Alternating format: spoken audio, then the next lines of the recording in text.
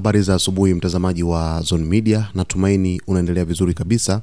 Uko nami Victor Moshi na hapa nina taarifa moja kwa moja kutoka huko ukanda wa Gaza, ambapo uchunguzi wa picha za satellite uliofanywa na idara ya uchunguzi wa ukweli ya Al Jazeera inayojulikana kama Sanad umebaini kuwa jeshi la Israel lina vituo 40 vya kijeshi vinavyoendelea kufanya kazi ndani ya ukanda wa Gaza katika maeneo yaliyopaswa kuachwa baada ya makubaliano ya kusitisha mapigano.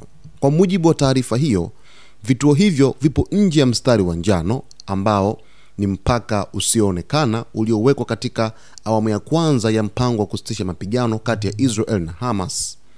Wanajeshi wa Israel walitakiwa kurudi nyuma hadi ndani ya mstari huo, lakini picha za satellite zimeonyesha wazi kuwa jeshi hilo bado linadhibiti takriban 58% ya ukanda wa Gaza. Picha hizo pia zimeonyesha Israel ikiboresha na kupanua baadhi ya vituo hivyo, hatua inayoonyesha kwamba bado ina nia ya kudumisha uwepo wa kijeshi ndani ya Gaza. Ingawa vituo vingi viko kusini mwa Gaza, ripoti ya Sanad imethibitisha kuwa kila mkoa una angalau kimoja. Mgawanyo wa vituo hivyo ni kama ifuatavyo: kaskazini mwa Gaza vituo 9, jiji la Gaza vituo 6, Deir el-Balah kituo kimoja, Khan Yunus vituo 11, Rafah vituo 13. Miongoni mwa vituo vikubwa zaidi ni kile kilichopo juu ya kilima cha Al-Muntar katika mtaa wa Shujaiya, jiji la Gaza. Ulinganisho wa picha kati ya Septemba 21 na Oktoba 14 umeonyesha kuwa eneo hilo limepangwa na kufunikwa kwa lami, ishara ya maandalizi ya muda mrefu wa kijeshi. Mstari wa njano ni upi? Mstari wa njano ni mpaka wa muda uliowekwa kwenye ramani ya makubaliano ya awamu ya kwanza ya kusitisha mapigano, lakini hauna alama yoyote halisi ardhini. Hii imewafanya Wapalestina wengi washindwe kutambua mipaka halisi ya eneo walilozuiliwa kuvuka, jambo lililosababisha vifo vya raia wengi. Mnamo Oktoba 18, jeshi la Israel liliwaua wanachama 11 wa familia ya Abu Shaban katika mtaa wa Zaitun, jiji la Gaza. Kati ya hao, watoto 7 na wanawake 3 walikuwa miongoni mwa waliouawa baada ya gari lao kushambuliwa walipokuwa wakijaribu kurejea nyumbani kuangalia nyumba yao. Jeshi la Israel lilidai lilifyatua risasi kwa sababu gari hilo lilionekana lenye kutia shaka baada ya kuvuka mstari wa njano, lakini kwa kuwa mstari huu hauna alama, raia wengi hawajui mahali unapopita. Waziri wa ulinzi wa Israel Katz ametangaza kuwa jeshi lake litaweka alama zinazoonekana ili kuonyesha eneo hilo.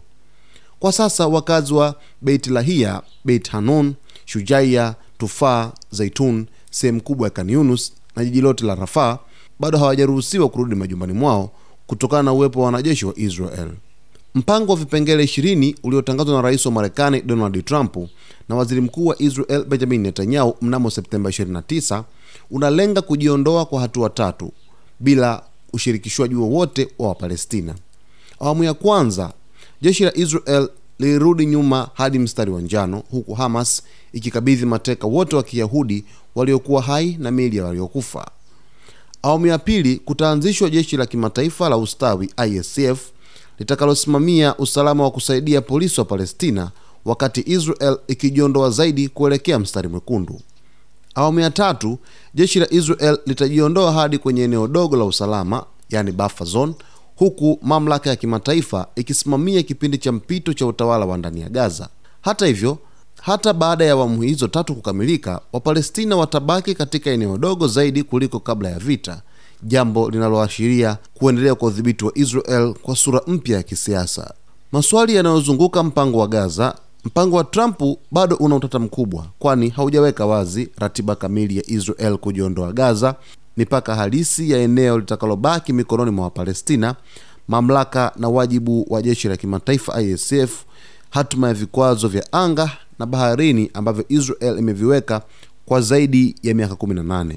Hadi sasa, wachambuzi wa mambo wanasema mpango huo ni njia mpya ya Israel kuendeleza udhibiti wa Gaza, ukiwa na muonekano wa kisiasa, lakini ukiendelea kuwanyima wa Palestina uhuru kamili wa ardhi yao. Uchunguzi huu ambao umefanywa na idara ya uchunguzi wa ukweli ya Al Jazeera ambayo inajulikana kama Sanad unaonyesha au umebaini kwamba jeshi la Israel lina vituo takribani 40 vya kijeshi vinavyoendelea kufanya kazi ndani ya ukanda wa Gaza, ambapo katika maeneo yaliyopaswa kuachwa baada ya makubaliano ya kusitisha mapigano Sasa Israel imejitanua zaidi kwa kuongeza baadhi ya maeneo hayo na kuanza ujenzi wa barabara za lami katika maeneo hayo, ambapo inaonekana wazi kwamba Israel haina hatima ya kuweza kuiachia Gaza kwa siku za hivi karibuni, bali inaonyesha kwa kiasi gani ambapo watakwenda kuendelea na huu mchakato wa kuweza kushika maeneo hayo ambayo hadi sasa hivi Israel inazidi kuyashikilia. Sasa basi, tatizo kubwa ni kwamba raia wa Palestina hawafahamu mipaka halisi ya maeneo ambayo hawatakiwi kuweza kufika, kwa sababu wakijaribu kuweza kuelekea kuangalia makazi yao ambayo yapo katika maeneo ambayo jeshi la Israel wameakalia kwa hivi sasa, wanakutana na mashambulizi ya risasi kutoka katika jeshi la Israel, wakisema kwamba hawatambui misafara hiyo na hawana imani na misafara hiyo, kwani huenda labda ikawa ni mipango ambayo inaratibiwa na makundi ya Qassam Brigades ndani ya ukanda wa Gaza, ambapo hapo kuna Islamic Jihad pamoja na Hamas. Kwa hiyo wasiwasi umekuwa ni mkubwa sana miongoni mwa raia wa Gaza, lakini vile vile hali ya taharuki inazidi kuweza kutokea katika maeneo hayo kufuatia matishio ya kiusalama ambayo jeshi la Israel inazidi kuweza kuyaonyesha kwa raia wa Gaza. Hatua hii inaashiria nini ya Israel kuyakalia maeneo ya Gaza takriban kwa 58%, yani kumiliki ukanda wa Gaza? Hii inaashiria kwamba huenda kuna dalili za hatari kwa hapo baadaye, kwamba ugumu wa kuweza kuheshimu makubaliano ya kusitisha mapigano unaweza kuongezeka, kwa sababu hapo nyuma kidogo waliweza kuvunja masharti ya kuweza kusitisha mapigano baada ya kuweza kushambuliana kati ya Israel pamoja na Hamas, lakini Israel kufanya mashambulizi ya ndege za kijeshi zaidi ya 153, mashambulizi ya anga kwa kutumia ndege za kijeshi za Israel, ambayo Hamas ililani vikali, na mauaji kuweza kutokea. Watu takriban 100 waliweza kuuawa kwa kipindi kifupi hicho ambacho cha vita tangu viweze kusitishwa katika ukanda wa Gaza.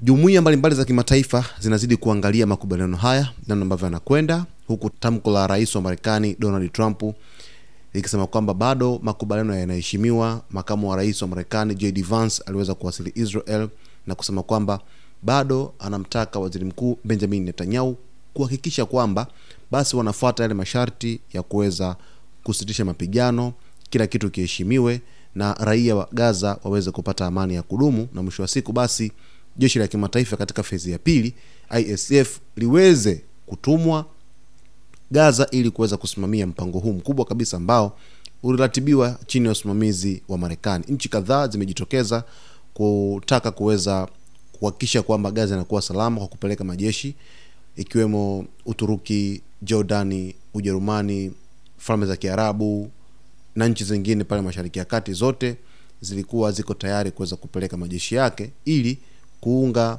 jeshi la kimataifa ambalo litaongozwa na Marekani kama mdhamini mkuu wa makubaliano haya. Kwa taarifa zaidi mtazamaji, usiache kusubscribe, kulike, kucomment pamoja na kushare.